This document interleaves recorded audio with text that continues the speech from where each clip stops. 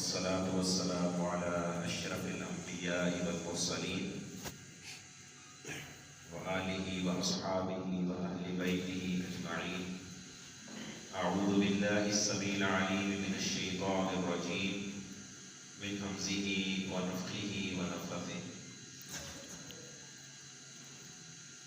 وما هذه الحياة الدنيا إلا لهو ولعب وإن الدار الآخرة لهي الحيوان لو كانوا يعلمون. وقال رسول الله صلى الله عليه وسلم: إن الله إذا أحب عبدا حماه الدنيا كما يحمي أحدكم سقيمه الماء.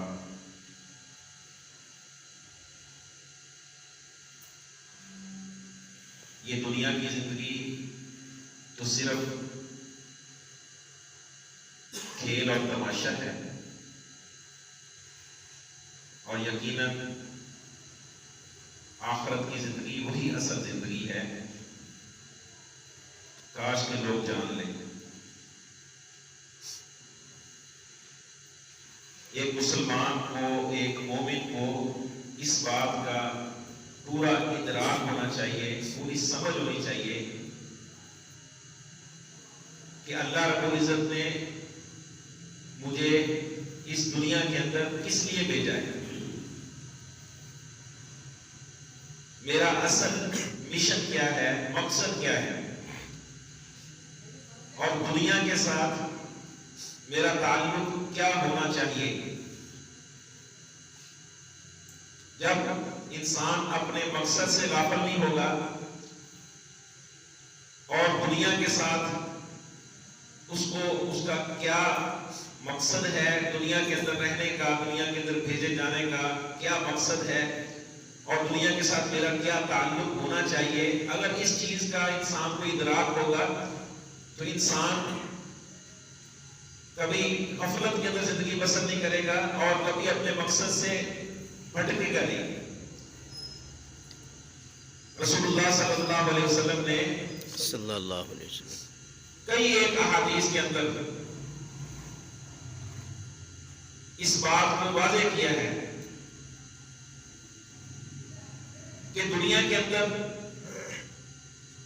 ہم نے ہمیشہ نہیں رہنا.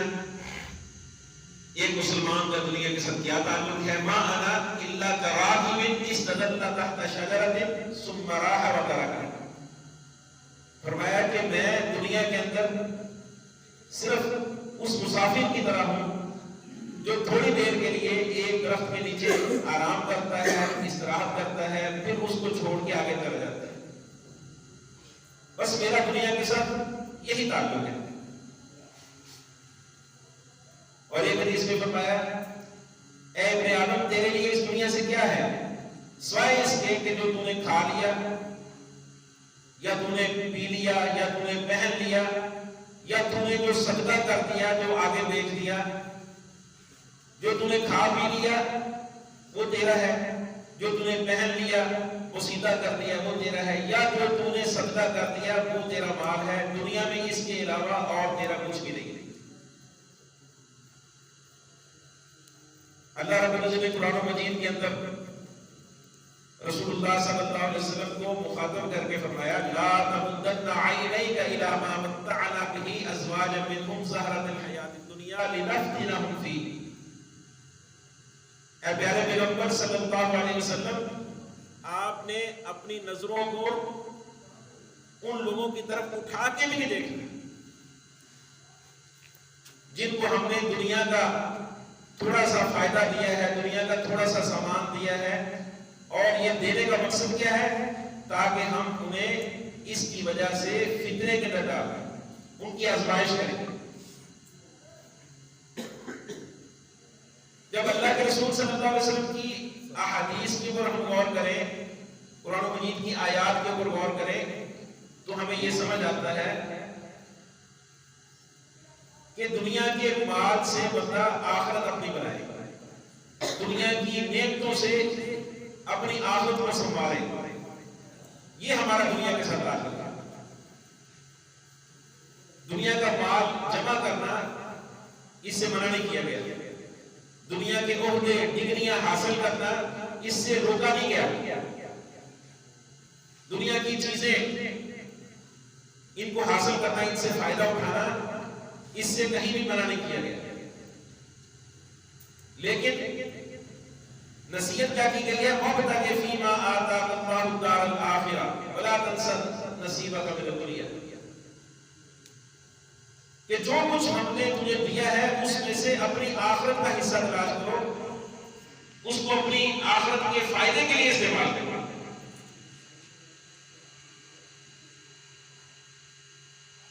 دیکھیں اللہ رب العزت نے دعا کرنے کا حکم دیا ہے، ربنا آتنا فی الدنیا حسنہ وفی الآخرۃ حسنہ وقنا عذاب النار. دنیا کے اندر بھی حسنہ خیر مانگی ہے، حسنہ مانگی ہے، آخرت کی بھی خیر اور حسنہ کی دعا کرنے کی تلقین کی ہے. موسیٰ علیہ السلام نے دعا کی تھی، رب انی لما انزلت الی من خیر فقیر، یا اللہ جو خیر بھی تو مجھے عطا کرے گا، میری طرف اتارے گا، میں اس کا محتاج ہوں. وہ دنیا کی خیر ہوئی، وہ آخرت کی خیر. ترک دنیا مقصود نہیں ہے کہ دنیا سارا کچھ چھوڑ دو، مال بھی چھوڑ دو، اپنی ڈگریاں بھی چھوڑ دو، کوئی چیز حاصل نہیں کرنا، یہ مقصود نہیں ہے. بلکہ اس کے لیے دعا بھی کر سکتا ہے. سلیمان علیہ السلام نے دعا کی، رب ہب لی ملکا لا ينبغی لأحد من بعدی، یا اللہ ایسی بادشاہی عطا فرما، ایسی حکومت عطا فرما کہ میرے بعد کسی کے یہ لائق ہی نہ ہو. بندہ عہدہ مانگ بھی سکتا ہے، عہدے کے لیے دعا بھی کر سکتا ہے، مال کے لیے دعا کر سکتا ہے، ڈگری کے لیے دعا کر سکتا ہے، ہر چیز کے لیے محنت کر سکتا ہے، ہرس رکھ سکتا ہے، دعا کر سکتا ہے. لیکن کس لیے؟ اس لیے کہ میں اس کے ساتھ اپنی آخرت کو زیادہ بہتر بنانا چاہتا ہوں.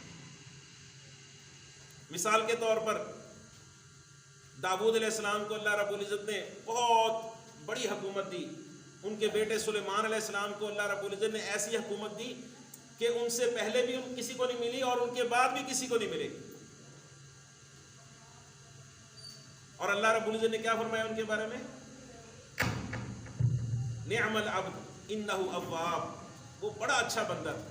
سلیمان بہت اچھا بندہ ہے اور بہت زیادہ اللہ کی طرف رجوع کرنے والا، اللہ کا مطیع فرما بردار ہے. اذ عرض علیہ بالعشی الصافنات الجیاد، فرمایا کہ جس وقت ان کے سامنے اصیل عمدہ قسم کے گھوڑے، تیز رفتار گھوڑے ان کے سامنے پیش کیے گئے شام کے وقت، فقال انی احببت حب الخیل عن ذکر ربی، تو ان گھوڑوں کو دیکھ کر خوش ہوئے اور کیا فرمایا کہ میں نے یہ مال کی جو محبت ہے اس کا مقصد میرا یہ ہے، حب الخیل عن ذکر ربی، اپنے رب کے ذکر کی وجہ سے میں نے یہ مال سے محبت کی ہے، یہ گھوڑے پالے ہیں اپنے رب کے ذکر کی وجہ سے. یہاں سے ایک دنیا کے اعتبار سے منہج بھی واضح ہوتا ہے مسلمان کا کہ دنیا کے اندر جتنا بھی مال ہے، دولت ہے، اس کے اندر بندے کے سامنے یہ چیز ہونی چاہیے کہ یہ چیز اللہ رب العزت نے مجھے دی ہے اور میں نے یہ حاصل کی ہے، اس کے ساتھ میں نے اپنے رب کے ذکر کو بلند کرنا ہے، اپنے رب کے کلمے کو بلند کرنا ہے. جہاد فی سبیل اللہ کے لیے میں نے یہ گھوڑے پالے. بہت زیادہ محبت تھی سلیمان علیہ السلام کو جہاد کے ساتھ. صحیح بخاری کے اندر حدیث ہے، رسول اللہ صلی اللہ علیہ وسلم نے فرمایا کہ ایک وقت انہوں نے یہ ارادہ کیا کہ میں اپنی ایک ہی رات میں اپنی 90 بیویوں کے پاس جاؤں گا، اور ایک روایت کے مطابق 100 بیویوں کے پاس جاؤں گا. ساری بچہ پیدا کریں گی اور وہ سارے بچے گھڑ سوار بنیں گے، اللہ کے راستے میں جہاد کریں گے. یعنی بیویوں کے پاس جانے کا مقصد کیا ہے؟ وہ بھی نیکی کہ اس سے ایسے بچے پیدا ہوں جو گھڑ سوار ہوں، اللہ کے دین کی سربلندی کے لیے جہاد کریں. اتنی بڑی حکومت ہے، اتنی بڑی بادشاہت ہے، پھر بھی اپنے مقصد سے غافل نہیں ہوئے، بلکہ اس کو دہرا رہے ہیں کہ یہ مال رکھنے کا میرا مقصد اپنے اپنے رب کا ذکر ہے، اپنے رب کے کلمے کو بلند کرنا ہے. نبی کریم صلی اللہ علیہ وسلم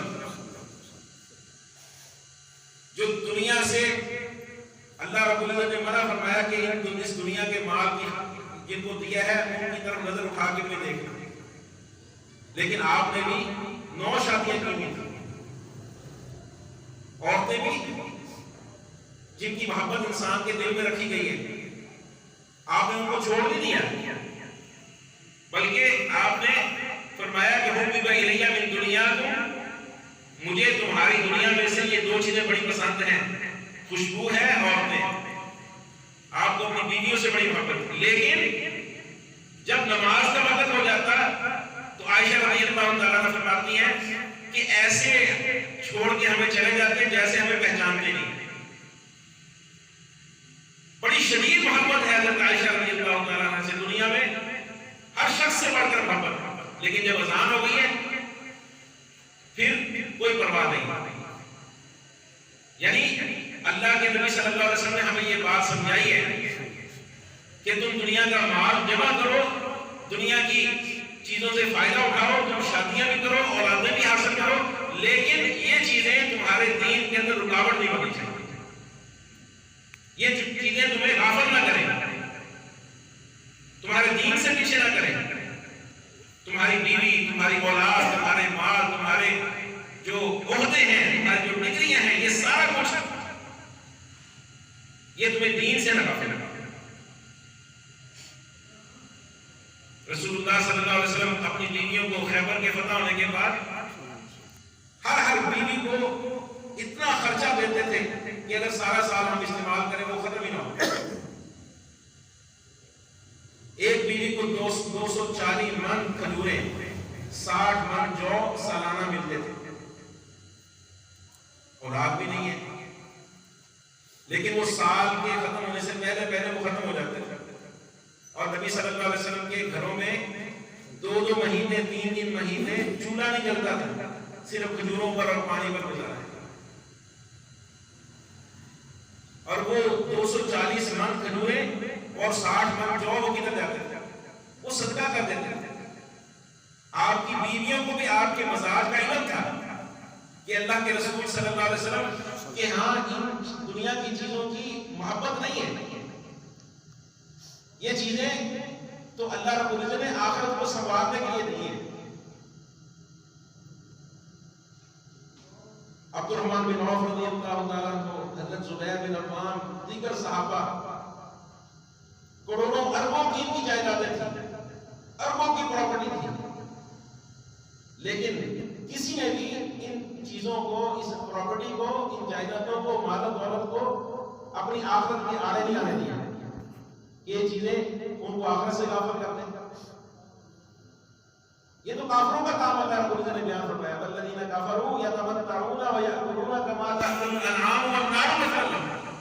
وہ لوگ جو کافر ہیں وہ دنیا سے بہت شدید محبت کرتے ہیں، دنیا سے اس طرح فائدہ اٹھاتے ہیں اور اس طرح دنیا کا مال کھاتے پیتے ہیں جس طرح کے جانور کھاتے ہیں. جانوروں کی طرح چلتے چلتے ہیں دنیا کما تأکل الانعام والنار مثوا لهم، اور ان کا ٹھکانہ جہنم ہے. بل تؤثرون الحیات الدنیا والآخرۃ عند ربک والآخرۃ خیر وابقى، بلکہ تم دنیا کی زندگی کو ترجیح دیتے ہو حالانکہ آخرت بہت زیادہ بہتر ہے اور باقی رہنے والی ہے.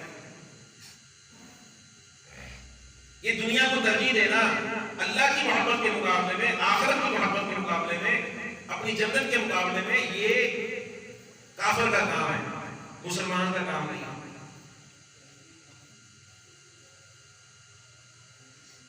اس لیے ہمیں ہمیشہ دنیا کے ساتھ اپنے تعلق کو نہیں بھولنا چاہیے کہ ہمارا دنیا کے ساتھ کس قسم کا تعلق ہے.